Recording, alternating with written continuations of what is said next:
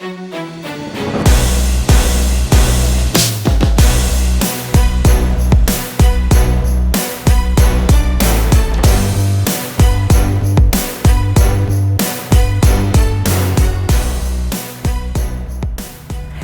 to FemFlex Friday. I'm Linda Murray, along with my co-host, Whitney Jones. Hello. And today, we have with us Jamie D. Bernard. And Jamie's an expert competition lifestyle coach. You're a coach. Lifestyle coach. Yes. Of a large team. Yes. Yes. So tell us about it. Give us a brief intro for you. Yes. So my background, I've been in love with bodybuilding for a long time. We talked to, when Linda reached out to me, I was very excited to talk to her. So I fell in love with bodybuilding back in the 80s, and my life took me several different paths. I went the corporate route, actually was a college professor for a while, and then came back to my passion. And so I didn't start competing till I was almost 40 years old. I turned pro at 40 and did the Olympia at 40 and 41. So Which is amazing. Right, And I don't that's think people amazing. realize that, because you definitely I made that note. look I was like, amazing, girl. thank you. Oh, Did yes. I get that right? Yeah. That's Yeah. awesome. I was a late bloomer. Yeah, hey, but that gives hope to so many people who think, I didn't get into the sport when I was in my 20s. You don't have to. Right. Here's living proof. Absolutely. And it was one of those things where it's just something I was so passionate about, and I fell in love with weightlifting and the idea of being able to change your body so dramatically. And it's like a piece of art, that's to sculpt, to be able to do that to me was so exciting, and then be able to get up there and show that. So I did it just purely for that. And the next thing you know, I just couldn't stop. You were hooked. Yeah. I just It kept happens going. in the sport. Let's be real. It does. And I came to a point where I really saw an opportunity to give back and to start coaching some other athletes, and just it almost kind of fell into it a little bit. Because of my corporate background, that ended up launching into what's now, I think we've got somewhere around 1,300 athletes on the team and 25 coaches. So that was 10 years ago that I started the team. Yeah. And now, it's kind of morphed into this thing where it's, it's an organization that supports coaches so that the coaches can do what they're good at. Really focus on the athlete, focus on, being there for them, because they're not having to deal with all the administrative stuff. So we do all that for them and allow them the opportunity to really focus on what they love. And then of course I do coach as well. Yeah. So Whitney and I see each other a lot. I know. We're making the rounds with all the shows, and it's always fun to see a familiar face. Like, and then go, oh my gosh, how exhausted are you? How much coffee are you taking in this morning? So the name of your company is Fit Body Fusion. Correct. Yes, and you're located in Scottsdale, Arizona? Yes, and we have coaches all over the country. So I'm located in Scottsdale, but of course we're all over the place. I have an amazing internal staff, and most of them are here. But yeah, we do have a lot of incredible coaches, many Olympians, and amazing athletes. It's just an incredible community. It's like a big family. And I know you and I feel very similar in that. It's like these are like, they're like our kids. Yeah, it really is. Like, even though some are the same age as us, they're still like our little babies. Absolutely. And they call me Mama Bear a lot, so I love that. I think I saw that on your Instagram. I wanted to ask you, what Mama Bear? Yes. So they started. They started calling me that, and I'm like, I resemble that remark, so I'll stick with that. Yeah. Hey, they could call coaches worse, right? You hear it a lot. Oh yes. Well, we have you on because we are talking about myth busters in fitness. There's so many things you hear out there, so many things that's, is this true? Am I doing the right, the wrong? And there's so much information. So we have an expert. We're going to fire a bunch of questions at you. Are you ready? I'm ready. All right. Rapid fire. No. Okay, let's see. The first question. Go for it. Strength training will make you bulk up. Oh, yes. Yes, I remember Linda and I were talking about this. I'm like, if only it were that easy. Exactly. Yes, please. Could I have some of the bulk up that comes easy with strength? No, definitely not. And there's so many benefits to strength training. And for myself now in my 50s, I'm really I feel so lucky that I found this so early on because, you know, it's allowed me to be able to stay a little bit leaner, to stay healthier, to be more functional in my body, things like that. So there's so many benefits to weightlifting, and it takes a lot to build muscle. Yes. So, you know, many years, lots of hard work. So it's not something like you're going to go in the gym and look at some weights and all of a sudden, boom. Yeah, you're going to be Yeah. Arnold Schwarzenegger, Linda Murray, Yeah. Jeff Francis. It's not going to happen. I mean, I Not wish that it were that easy, but I know, definitely not. Right. Yeah. And I can definitely attest to that. And that's what, I mean, that's the beautiful part of it is that, you know, back in the day when I was weight training, I mean, in the 80s, it was really like challenging Sure. in that it wasn't the most popular thing to do. My father thought, what are you doing? You're trying to look like a man. Like, just, he wasn't really feeling it, but, you know, they supported me.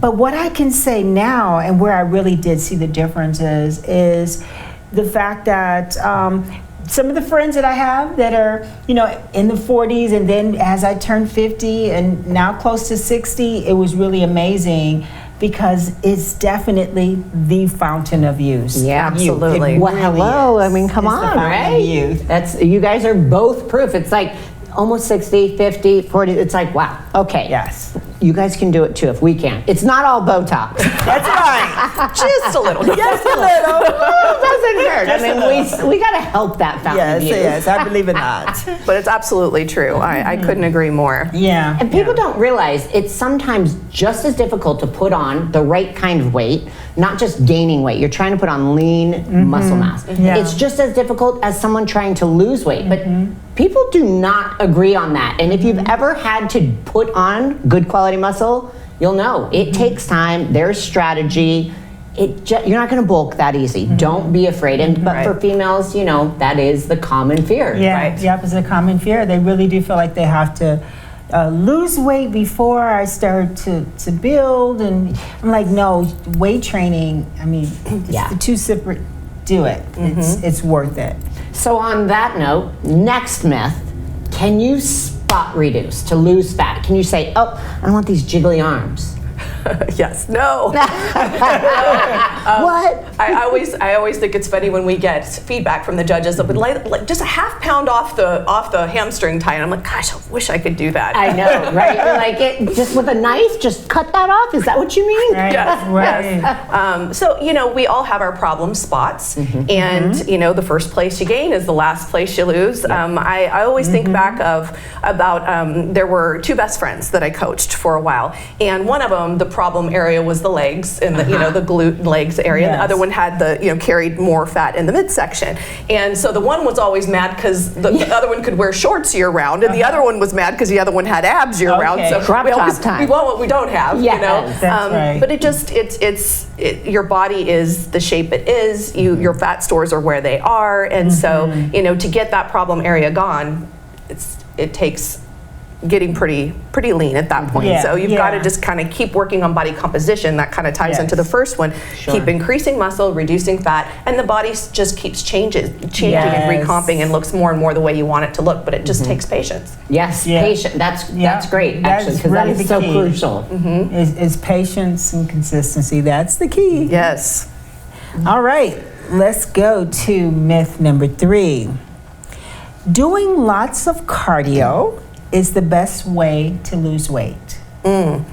So I do my best to keep cardio pretty minimal. I mean, certainly we want heart health and things like that. So doing some is great. But, you know, building muscle is really going to be what raises the metabolism and gives you the long-term benefits. So cardio is a component, but it shouldn't be what you're leaning on. Certainly the nutrition is going to play a big role, the strength training is going to play a big role, and then the right amount of cardio, which of course is going to depend on your goals. And physique, you know, it's like, okay, if you've got a long way to go, you gotta have the patience, you gotta have a longer prep if it's gonna take some time, but yeah, it's not hours. I mean, hours of cardio, that takes a toll on people. It right? really does. It's rough. Yeah, and I know when you reach a certain age, your body, like your knees, you just can't do Yeah. that. Impact. You know? Oh yes, I'll bring my mom up so she can watch this and hear I'm talking about it. Yeah. But she decided that she wanted to start running half marathons. At what age? Well, this was about probably 10 years ago. Oh, so wow. Okay, it's a new goal for her. Wow. And she was, and Ambitious, she I love did it. great. She was doing all the rock and roll marathons, and I was just like, Mom, the knees, you know, and then she ended up with knee surgery, and then of course, you know, and then she started running again, and then you know, now that, you know, so it definitely is that wear and tear on your body, and you know, but of course it does depend on the sport. So I mean, certainly with fitness, like you've got to have a different level of conditioning to be able to do the kind of routines that you do. Sure. So that's why I always, you know, it really depends on the person, but for your regular lifestyle sort of person, you know, I think, you know, doing enough to stay heart healthy, but you know, not going crazy with the cardio is going to save your joints. It's going to keep you, you know, keep the conditioning so you're, you know, able to do the things you want to do, but not go crazy overboard. Yeah, absolutely. I absolutely agree. I know. I love running. Back in my 20s, that was my go-to. And then when I was introduced to weight training, everything was, you know, the weight training, and then I do stationary bike, and of course step mill, and it was all about cardio and a combination. Sure. But now, I mean, I just had 2 knee replacements. Which is amazing. And that's the first thing. And the knee replacements, basically, that was from an injury long ago, and they just told me over a period of time. And my weight training is what helped me sustain. And I needed knee replacements as I was going through the Olympia, but I was still able to do that. But you were able to hold off. I was still able to hold off. So right now, I mean, for me, I love cardio. I love the way it makes me feel, but I have to be smart about it, and I make Lower wise impact. decisions on what I do. Stationary bike, and they told me running is definitely a no-no. Right. Yeah, that's a So- lot of impact. Running, even if a you lot love of it, 'cause impact. some Even if you athletes love they it. love that endurance I love and it the too. endorphins when they It get feels out, great. hit 2 miles, but yeah, with knees, that's I've never rough. had a runner high personally. Yeah. I've heard of this thing. I'm not sure exactly how this works, but I can run. I enjoy it, but not for long term unless someone's chasing me. I'm like, I got Someone's someone chasing chasing me. Right. Then I will Right. sprint. Yes. All right, next myth is if you are not excessively sore after workout, it wasn't a good workout. right. So you should not be. You shouldn't feel like a walking bruise for sure. Yeah. I mean, you know, I've done that to myself before after yeah. periods of time off and thought I could go back in like I did before. That's yeah. not the goal. Usually you do that once or twice and you learn your lesson. You learn your lesson very quickly. Right. So you want to work up and build up to, you know, being able to lift more and be strong. You know, I've also found that, you know, as people become more conditioned to training, they get less sore. Absolutely. I don't get that sore even when I really push myself. Yeah. I'm going to feel that I pushed myself, and I'm going to feel Yes. like I got a good workout, but I'm certainly not going to be, you know, super sore, need Epsom salt baths or anything like that. But when you're first getting started, you've got to pace yourself a little bit. Sure. So you certainly shouldn't feel that's definitely not necessary. Yeah. And especially every workout. I mean, somebody who is Right. sore every single workout for an entire year, Yeah. that is rare. But I get that question a lot as a coach as well. Like, you know, I'm just not that sore. And it's like, okay, well, that's not the goal. You don't want to be miserable every Because day. they're coming to you saying, "Come on, Whitney, Yes, I'm push not me that sore. harder." Push me harder." I'm like, no. But like, their bodies change, you know, so it's like it is a different strategy. But I think mentally it's sometimes hard for people, especially if they're new into the sport, to disconnect and go, I must not have pushed myself hard enough. Right. But Well, and it's training a myth. before when you're still sore, training that muscle again, making sure Yeah. I mean, that's really important, making sure you're fully recovering. A lot of times people are training the same muscle too frequently. So that's something That's else a to great think about. point. That's a great point. All right, well, guys, we're going to take a short break and go to a commercial, and we will be back with Jamie to ask her our next Yeah. myth. People always ask how I got here. I was willing to work just a little harder than everyone else. Every damn day. If I can have hundreds of hours back, you know I'm gonna grab them. Spending hours prepping chicken, rice, and vegetables, F that. I rely on perfect nutrition. I rely on Trifecta. Back with expert coach Jamie D. Bernard. And now let's go to the next myth.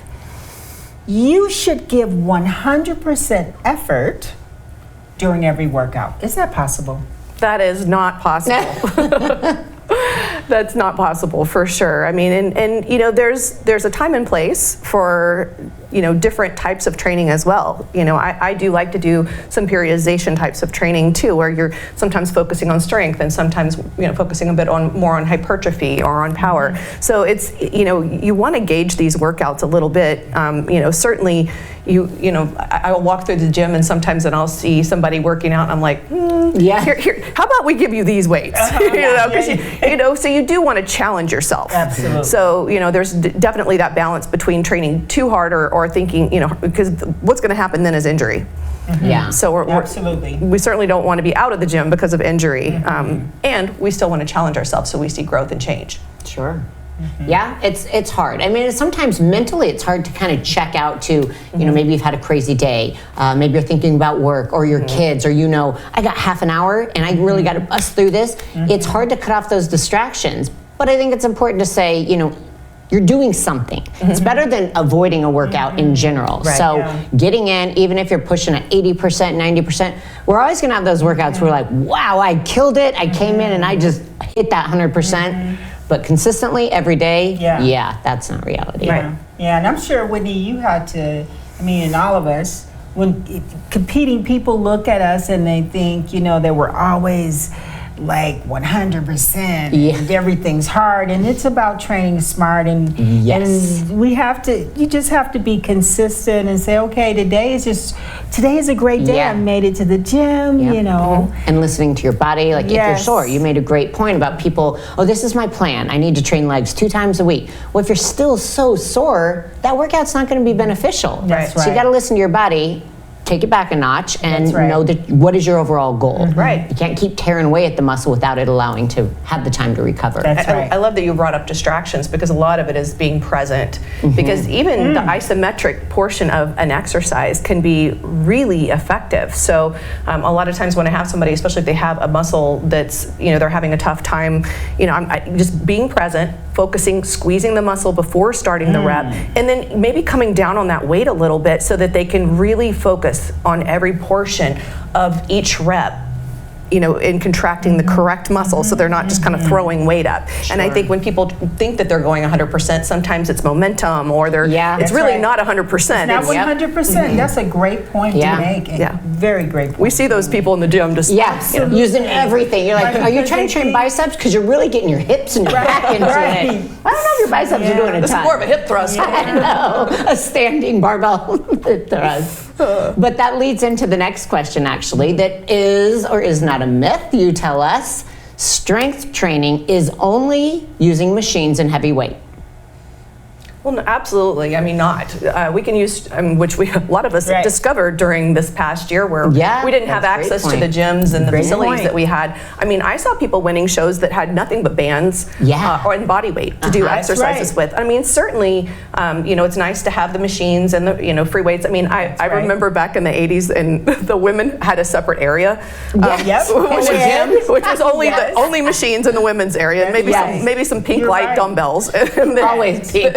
yeah, and then there was a free weight area, you know, that you know You're right. every once in a while you'd see, you know, and so I always loved to go in there, and you know, the guys are like, what is she doing? Yeah. Right. You know, Who invited you here? know. You are not allowed. right. know, So right? certainly it's nice to have all the tools at our disposal, but there's a lot of different ways to, you know, as long as there's resistance Yes. and you're working that muscle, you're going to see results.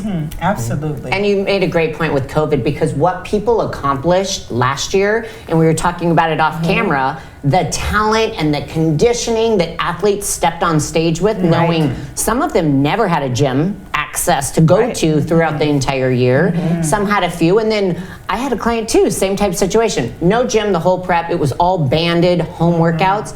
Well, when her gym opened, it was about 3 weeks before our show, and I said, do not step foot in there. It's working. It's I'm afraid working. you're gonna undo or just kind of lock That's something right. up. So it depends on the person, but I love the point you made. As long as there's resistance, It's resistance training. It's resistance training. It's strength training. It's Yeah. weight training. Yeah, I actually used a laundry detergent that had a handle at one point. That was my kettlebell. That was your dumbbell. Hey, get creative, gallon jugs, but you couldn't really find But it water at that works. point. So you got to find something. Good point. Yeah. If you could get toilet paper and water, you were good for a while there. Yeah, right. Actually, it works. It does. All right, let's go to, let's see.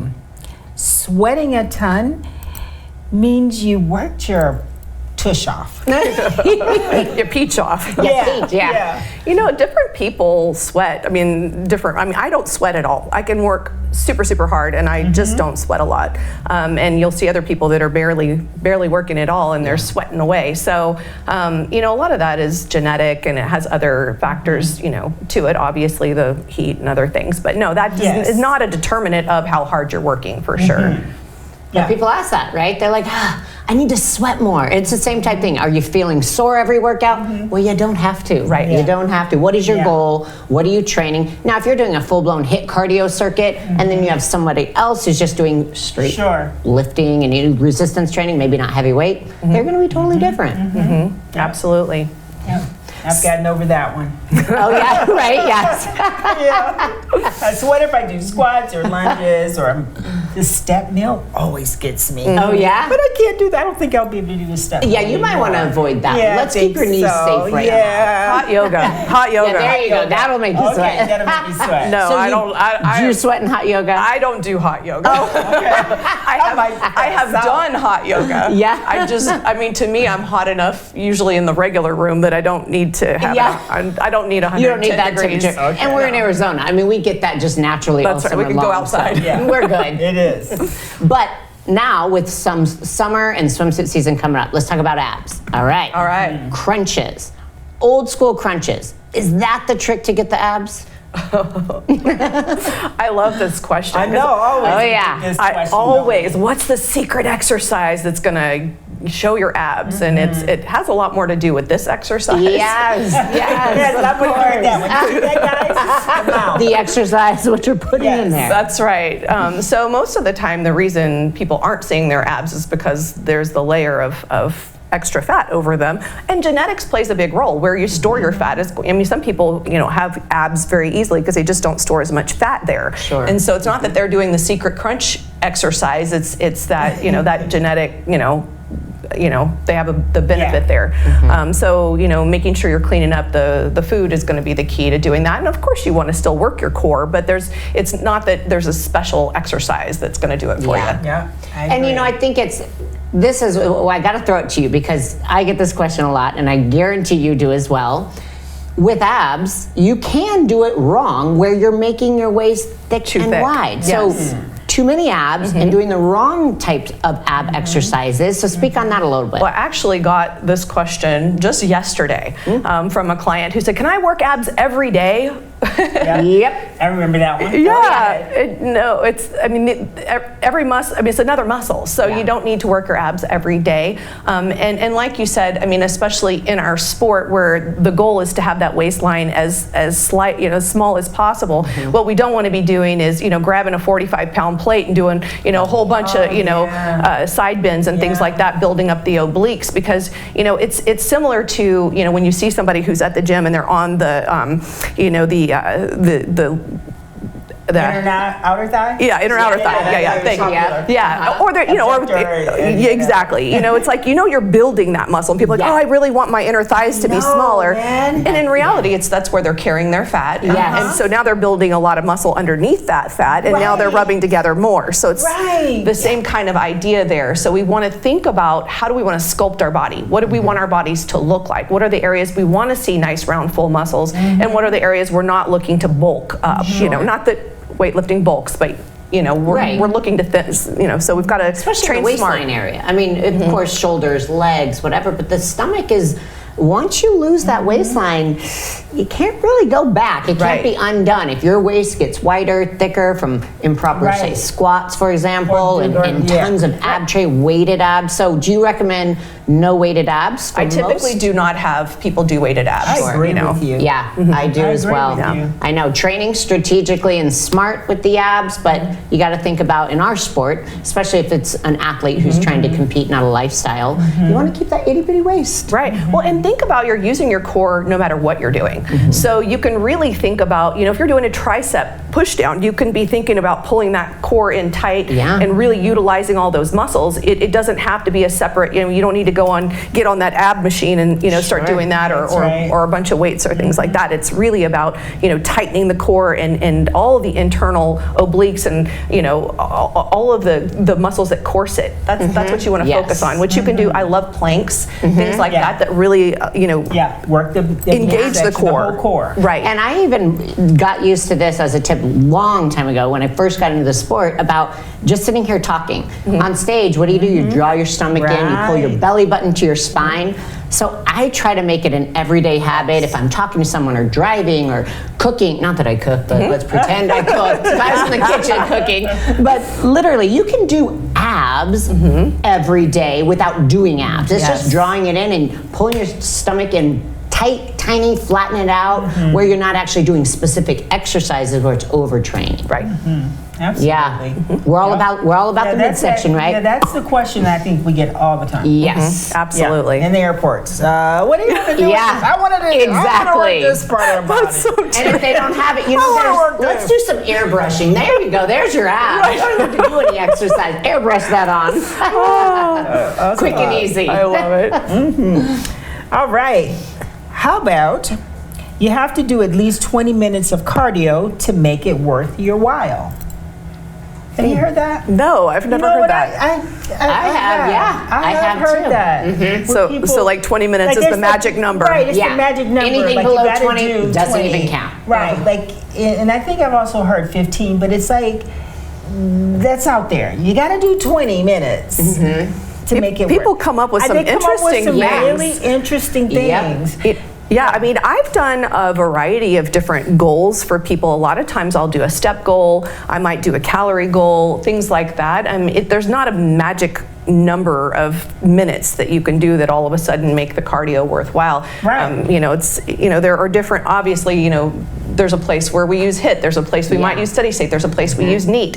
So, kind of factoring all of those things together and also the athlete. Yeah. What are their goals and how does their body respond to these different things? But yeah, I mean, there's definitely not a magic. If only it were this Yes. simple, right? Right. I think that's where It'd this make stuff our comes job from. so much easier. I'll tell you that much. Yeah. I think that's where this stuff comes from, is people wanting a simple answer. Yes. They want a simple Yeah, answer. just 20 minutes a day. Yeah, Yeah. right. Get you those sculpted abs. Oh yes, the Easy. commercials on TV. We see Yes. those all the time. In just 10 minutes a day, you can look like Yes, this. Yeah. yes. Okay. Yeah. Like, can we get some science behind that first? And I think that it's so discouraging for like when you put that number out there. And I always say, listen, go in and if you do 5 minutes, Yeah. you do 5 minutes, Something's Right. within and then the next time it's 6, and the next time it's 7, and then if you go in and you do the 7 minutes, and then let's say you do only 5, but you did 7 yesterday. Yeah. There's no excuse to not. Just And gotta you work move. your way. You just Right. got to move, and that's how we got here. It's just by trial and error, just by doing it, and letting go of the noise. Because a lot of times, myths and all this, it's just a way to give people excuses to say, okay, well that means I can't do it. Or, Yeah, I'm not getting the I don't results. have 20 minutes. I'm not getting Yeah. the results. And that's why I like a step goal for some people, because Yes. you don't even have to go into the gym to do this. I mean, if you're at work and you're super busy and you get up at your breaks and go walk around the block. I mean, like you said, 5 minutes or Absolutely. 10 minutes, you're just taking that time to move. It works. Or pace on a phone call. Oh, I do that. Get up and pace, yeah. I burn a path at my house when I'm on the phone. You have a trail. I Your do. footsteps. I do. Carpet is worn out in this area. That's right, but you keep moving. So All right, next question. You must always stretch before a workout. So yeah, no, you don't always have to stretch. I actually encourage people to stretch once they're warmed up or at the end of the workout, because if you're coming in cold, you could actually injure yourself. So you want to be a little bit careful with that. But you do recommend warm-ups. I do recommend warming up. Yeah, Get- explain the difference between stretching and warming up, because people, I think they're Yeah, there a is. little confused. I mean, the expert people that work out, we kind of, you know. Right. So with warming up, I personally like to warm up with whatever exercise I'm starting my workout with. So if it's back day, I'm going to do a couple of light sets first, just to get the blood flow going and get that muscle warmed up and ready to go. Some people like to get on a cardio machine and move for 5 minutes. Usually, because where we live, our climate's pretty warm, I don't feel like I usually need that. But if I'm in a colder climate, sometimes I do yeah. need that. Like That's a I'll great go point. and warm my body up, because you're coming in from the cold, and then do my warm-up sets and then start my working sets. So that's completely different stretching, where you're elongating the muscle. And especially if you're coming in and you're cold, your body's cold, and you go and you elongate, that's where you can potentially hurt something. So stretching is wonderful, and you want to not overstretch. You want to do it when the muscles are warm, and you want to be careful, because you can hurt yourself for sure. And listening to your body, where you do a few light sets, and if something's feeling tweaked or locked up or just not moving correctly, Right. then you address it. Yes. Just pay attention to your body. How about you should work out every day? Your smile. Oh my I know gosh. people think 7 days a week. You guys, you must work out every single day. Yes. How many hours? I was in the gonna- gym. That's what I was about to say. That people have me ask me that all the time. How many hours a day do How you work many out? How many hours a day? hours a Yeah. day? Are you kidding me? I know. Yes. Wow. What plan are you following? Ooh, I'm like, I don't want that plan. Right. No, I mean, we need rest. And also how you're structuring your workouts is really important. So if you're one of those people, I mean, you can work around anybody's schedule. So if you can only get in the gym twice a week, maybe you do upper body on one day, lower body on one day, or maybe you do a full body workout twice a week. If you're, training for a show like a lot of our athletes are, most of the time they're going to be training 5 to 6 days a week, but they still need a day to rest. And one of those things, like Whitney was saying, is integrating, how are you feeling? Because, sometimes we're training really hard and you need more than, a day of rest. You may need 2 days of rest. Also depends on how hard you're pushing yourself when you're in the gym. So, I mean, there's a lot of factors that come into play in terms of how many days you can work out a week. Sure. But that rest, I mean, I tell people, in the gym, you're tearing that muscle down. When you're resting is when you're building it. You're not building the muscle in the gym. And I think that's where a lot of people are missing the boat. Huge misconception. Yes. Well worth repeating, Yes. because you can't hear that too many Yes, times. you It's cannot not hear that too hour. many times. That's right. Right. And it's really interesting to me when people, will get to a point in their prep where, maybe they're hitting a plateau. You give them a couple extra days of rest, and boy, Yes. that body starts responding again. Yeah. And again, it's just, you're pushing so hard for so long, and the body needs the rest. Mentally and physically. Right, and even from a cortisol level, Yes. and Right. people don't realize, cortisol doesn't only come from, stress, mental and emotional, it comes from physical stress. So, our bodies respond to all types of stress in the same way, and a lot of times we're layering those on. Oh, yeah. 'Cause we're worried about our prep, and we're, in there working hard in the gym, and, whatever else is going on in our lives. We've got a pandemic, I mean, whatever. I know. Whatever Not that happens that's to go stressful. out. The show's getting canceled. I mean, no stress. Right, no stress at all. All those factors play in. So we've got to let that body rest. If you've got to get enough sleep. I can't stress that enough. Yeah. Sleep, getting enough water, self-care. I mean, even Yes. things like massages and just taking care of yourself. So, people are so focused on the, tearing it all down in the gym that they doing. Yeah. Right. Right. Yeah, I Gotta see rebuild. competitors on stage, and then from show to show to show, and toward the end of the year, and I say she just needs to rest. Yeah. She just needs to take a break. Well, and you guys could attest to this too. At the pro level, everyone looks amazing. But when they get on stage and you can see that someone has not been doing self-care, body work, they've got amazing legs, but that right quad has just got knots and locked up and just looks janky next to the other one that's just Sure. pretty and flowing. And at the pro level, that's crucial, because So if, especially as you get to these more like elite shows and heck, Olympia and Arnold, those are the details that can make you from first place to non-placing. And it's necessary in our sport. That's a day that you could include on your rest day, get some body work, massage, rest, relax. Absolutely. Yeah. It's So important. yes, Yeah, we do not work out every day, all Nope, day not long. every. You get to take a break. Yeah, Right, learn it from the really. expert. Right. We're Balance. going to take a quick balance. commercial break, and we've got more Mythbusters for Jamie, so we'll be right back. You diet down, train hard, and supplement smart for months. When the time comes to step on stage, don't leave your tan to chance. Go with the pros. Pro Tan. #1 worldwide since 1987 and the official sponsor of the Olympia for the last 15 years. Don't step on stage without it. Pro Tan. And we are back with more Mythbusters from our expert, Jamie D. Bernard. So we're just rapid firing these questions at you. We got a lot of myths out there in our industry. So next question is, exercising in the morning, empty stomach, fasted cardio is the best way to burn fat. So I personally don't recommend fasted cardio for most of my athletes. So I really prefer to do a post-workout cardio session or separate it out.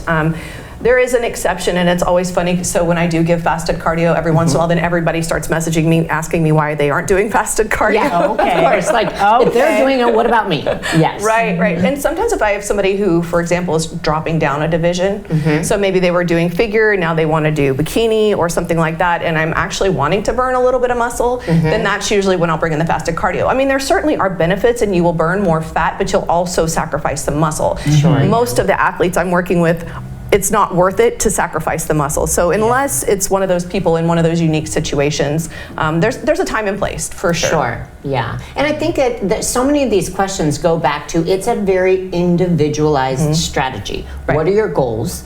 What is your body composition? You know, do you have trouble with burning the fat in your lower half, with your stomach? Like, there's so many factors that go into it, which is why if you're really serious as an athlete, as a competitor, or you're just getting frustrated because you're not seeing the results, work with an expert, somebody who can help you understand your body and troubleshoot and strategize a program that's specific to you. Just going, well, somebody's doing this and I'm going to follow that plan. That's not the right approach. I know. It's so different. And when it gets to some of the health issues, clients who have thyroid issues and they're dealing with that, the fasted cardio is definitely not always the best option for a variety of health reasons outside of their goal of trying to get lean. Right. So there's a lot of factors. And there's a lifestyle factor as well. I mean, depending if you're not an athlete that's preparing for, an athletic event, and the only time, you can really get it in, and even if you are an athlete, I mean, if that's the only time you can get it in, then that might be your best option. Yeah. So I mean, we also have to work within the constraints of our own lifestyles, and so it may be, I mean, to me, it's like you said, each person you've got to work with, their lifestyle, their health conditions, their goals. It's really such an individualized thing. I think people have to be careful seeing what somebody else is doing and then think, oh, I want to look like that, so I'm going to copy everything they do. I know. Yeah. I mean, I have athletes eating, 4,000 calories a day and are close to stage lean. You know what I mean? And so, but that's rare. I mean, that person hasn't, so if somebody went and did that, most of the time they're going to not get the result they want. Right, exactly. Yeah, exactly. You got to have a certain body type I can't for do that. that. So, you do have to, because, in this world of social media where we're, people are Yes. sharing so much, we have So to be much very careful. information. Right. And so I'm And sure that's a challenge for you So guys. many myths. I mean, let's be real, because sometimes for a fact that person's not eating that much or doing that much, and Right. you're like, well, you can't believe everything. Right. Yeah, that's true too. Everything. Well, even photos. People Yes. put up photos and you think, Oh, yeah. wow, how does this person look like this all the time? I just saw him yesterday. That's some suspect stuff right there. That is funny. It happens. For sure. Oh, it's amazing. Really amazing. Okay, how about machines are safer than free weights?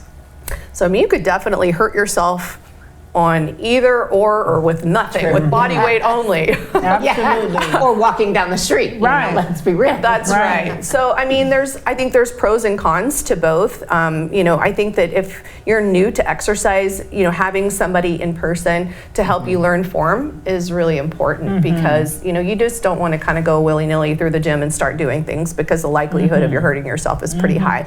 My suggestion is, learn proper form, whether it be on a machine or with free weights and you know, do it right. Yeah.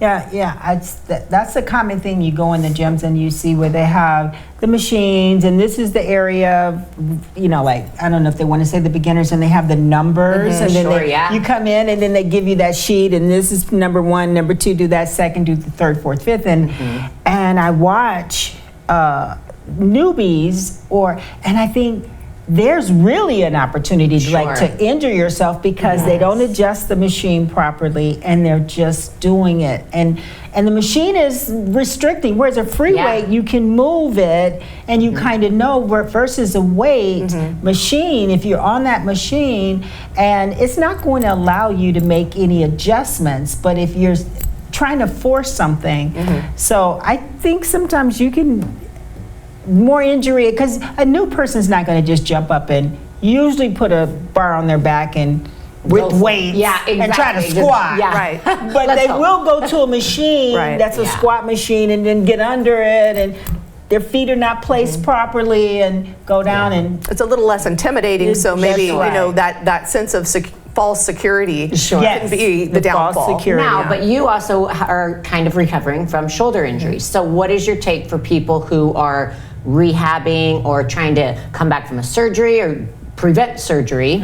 Do you feel machines are safer than free weights? No, definitely not. And even, you know, I'm in physical therapy. I had surgery not too long ago, and I mean, there isn't even a machine in the physical therapist's office. So all the Yes, exercises we're doing, it's a lot of banded exercises and some dumbbells and things like that. But no, there's no machines even in there. So Yeah. that tells you something. Yeah, Exactly. I know. I was Great like point. really intimidated when it was like time, you know, because I heard about this physical therapy. This is my first time really going to physical therapy. What? It was my first Wow, time, like that's impressive. you know, with the knees, and so. Gosh, because the challenges of the ball and balance and those things that This is interesting that you were intimidated I was, in a yes. gym Right. type set. I was intimidated, Wow. and that's why I said I really was getting a kick out of it. I think your physical therapist was intimidated. I bet. Yeah, he's like, wait, you are scared? Well, okay. You know, he put the Bosu ball down and turned it upside down, and I was like, "Oh, I'm supposed to sit on top of that Yeah. squat." I was like, "Am I going to hold on to something, please?" I love that. So it was great, though. I mean, so yeah. My first time, I got to throw this in. My first time Yeah. in physical therapy was when I was going to do a fitness competition, which I ended up not doing because I tore my hamstring. Oh, no. Wow. Oh, So yikes. that was tough, but you know, I mean, I do think it's so important, you know, and that I didn't warm up. Oh, yeah. So we talked about warming Yes, up. That's why I tore my exactly. hamstring, because Yeah. I was younger at the time, and I thought I don't need to warm up. Right. You need Right, to right. warm You up. need to guys. warm up. Power through the day. Yes, I'm gonna jump up and do a Chinese split, but I haven't warmed up yet. Hop. Not I know. smart. Yeah, not not good. smart. Yeah, so take care of yourself. Warm up first. Yeah, Well, we have very one important. last question because we've blown through so many golden nuggets in this interview. But last question: what is your take on fat burners and waist trainers? Oh, Do yeah, they work? that's a good one. Oh gosh, And I we was get waiting that to one all get the to time. these. I'm glad we get to these. All right, Yes. the last question. I'm not a big fan of fat burners, so I don't typically recommend them. And I mean, I think that sometimes people, especially when they're at the end of prep and energy starting to wane, caffeine or some kind of, you know, fat burner can be helpful. But you know, it's also, especially those high stimulants are taxing on the adrenals too. Sure. And we're trying to really protect our health and you know, especially our adrenal health when we're, you know, putting our body through a lot of stress. So I'm not a huge proponent of the fat burners. And then as far as waist trainers, you know, I think there's a time and place for them. I think that they can be helpful or harmful.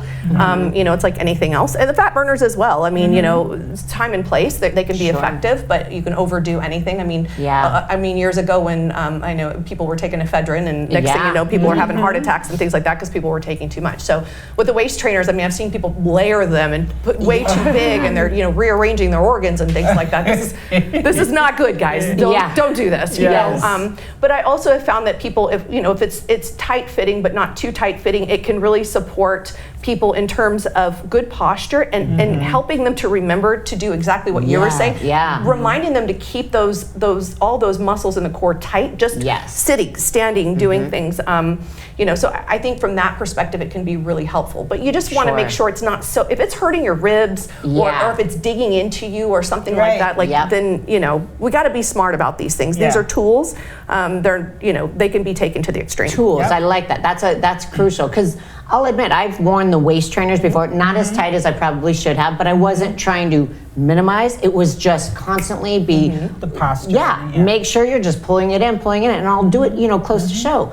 But I get back pain if I do it too long or wear it too tight. Right. So I think that's a great point. It's a great tool, but it's not something you should rely on, just like fat burners either. You can't say, I'm going to get in shape because of fat burners. Right.